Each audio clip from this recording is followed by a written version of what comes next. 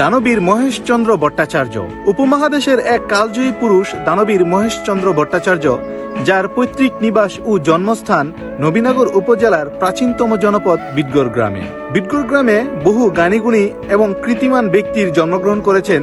তাদের মধ্যে একজন কিংবদন্তি পুরুষ হল দানবীর মহেশচন্দ্র ভট্টাচার্য। দানবীর মহেশচন্দ্র ভট্টাচার্য 1858 সালে 1 ডিসেম্বর নবীনগর উপজেলার এই বিটগড় গ্রামে জন্মগ্রহণ করেন।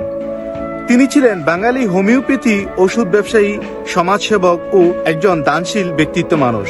দানবীর মহেশচন্দ্র ভট্টাচার্যের অর্থানুকূলে নবীনগর উপজেলার বহু শিক্ষা প্রতিষ্ঠান পরিচালিত হয়। ধর্ম অনুরাগী ব্যক্তিত্ব হিসেবে তিনি চট্টগ্রামের সীতাকুণ্ডে গিরি ধর্মশালা, ভারতের কাশীতে হরসুন্দরী ধর্মশালা প্রতিষ্ঠা করেন। তাছাড়া তিনি কুমিল্লায় একটি চিকিৎসালয় স্থাপন করেন। তিনি কায়তলা থেকে কুড়িগড় পর্যন্ত দীর্ঘ 18 কিলোমিটার মহেশ রুট এবং মহেশ রুট থেকে বিটগড় বাজারে যাবার সংযোগ রাস্তা নির্মাণ করেন। বর্ষাকালে বিটগড় গ্রামের মানুষের সহজ যাতায়াতের জন্য বিজয়িনী নদীর উপর লোহার পুল নির্মাণ করেন। 1915-16 সালের দিকে এলাকার নারী শিক্ষার জন্য একটি বালিকা বিদ্যালয় প্রতিষ্ঠা করেন, কিন্তু প্রভাবশালীদের অসহযোগিতার কারণে সেটি অকালেই বন্ধ হয়ে যায়। এছাড়া বিটগড় গ্রামের সাধারণ মানুষের পানীয় জলের অভাব পূরণ করার জন্য নিজ বাড়ির পাশে একটি পুকুর খনন করেন, যেখানে জাতি ধর্ম নির্বিশেষে সবাই পানি নিতে পারত। দানবীর মহেশচন্দ্র ভট্টাচার্য 1944 সালের 10 ফেব্রুয়ারি তার দেহ অবসান ঘটে।